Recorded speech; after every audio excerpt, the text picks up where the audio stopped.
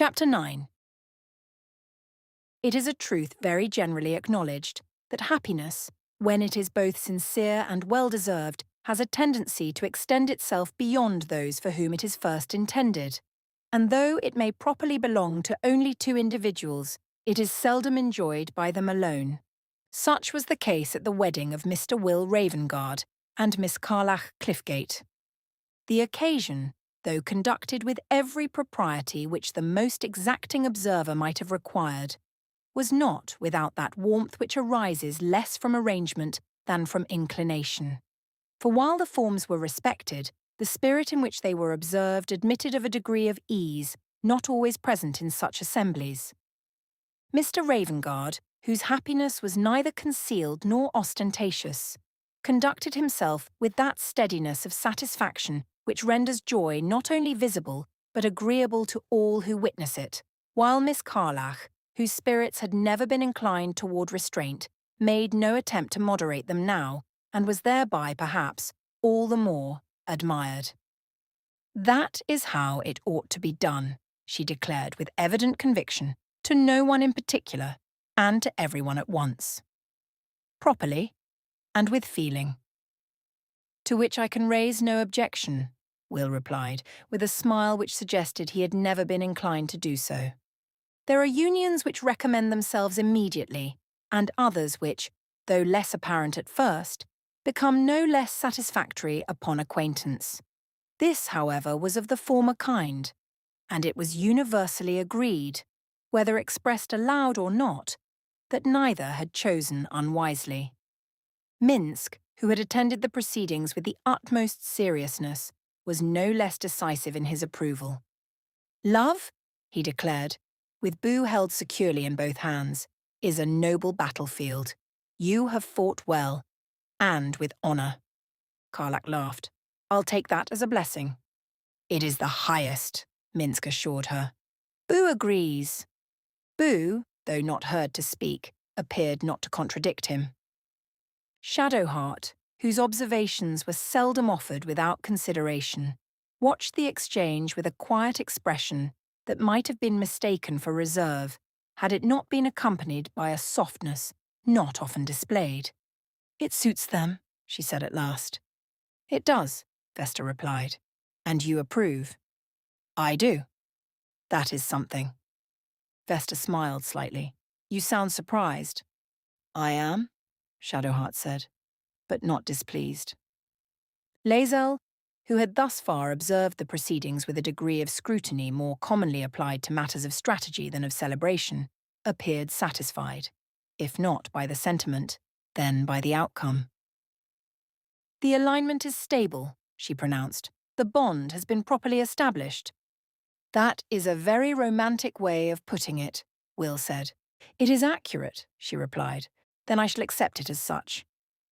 Minthara, who did not offer her opinions lightly, nor retract them once given, regarded the assembly with an expression that suggested neither indulgence nor disapproval, but something more deliberate. "It is effective," she said. Carlach grinned. "I'll take that too." "You should," Minthara replied. "It is not easily earned." Halsin, who had thus far observed the proceedings with a quiet attentiveness that neither imposed nor withdrew, regarded the assembled company with evident satisfaction.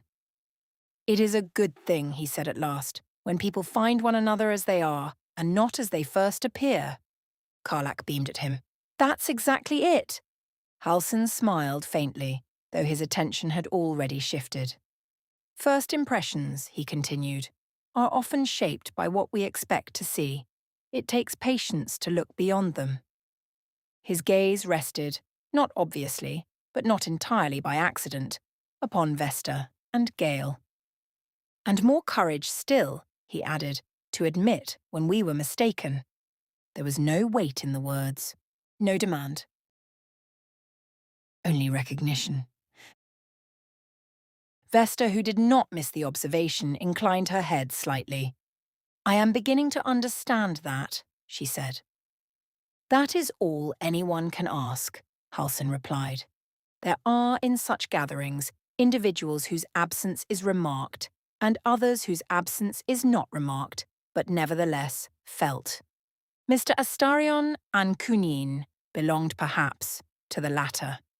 That he was not present was not, strictly speaking, commented upon, for though his society had once been sought, it was no longer, it seemed, required.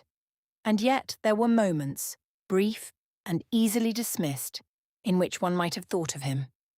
A glance toward the doorway, left unattended. A remark half-formed and not completed. A sense, not of loss, but of something concluded. If he was absent, it was not without reason. And if he was not entirely absent, it was not in a manner that required acknowledgement. Miss Vesta did not seek him. She had no need to do so. Mr. Dekarios was already at her side, not by arrangement, nor by any visible design, but with that quiet consistency which, once established, no longer required explanation.